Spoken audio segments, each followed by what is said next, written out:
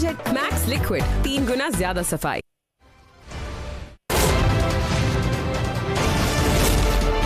Rizwana तशद्दुद case के हवाले से आपको आगाह करें। सिविल जज आसिम हफीज को नौकरी से बर्खास्त करने की दरख्वास्त पर पेशरफ्त हुई है। इस्लामाबाद हाई कोर्ट ने मामले पर अदालती मुआवनीन मुकर्रर कर दिए। वजारत इंसानी हुकूक और वजारत दाखिला को नोटिस जारी, जवाब तलब कर लिया गया।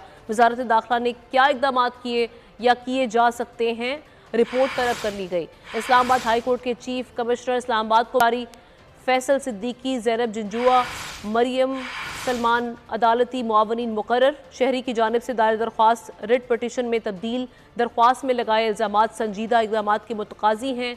अदालत की जानिब से ये कहा गया, चीफ जस्टिस आमिर फारूक ने तहरीरी हुक्म जारी कर दिया है। तो इस्लामाबाद हाई कोर्ट में इस दरख्वास्त पर समाअत हुई है और पेशरफ्त ये हुई है कि इस्लामाबाद हाई कोर्ट ने मामले पर अदालती मुआवनीन मुकर्रर कर दिए हैं।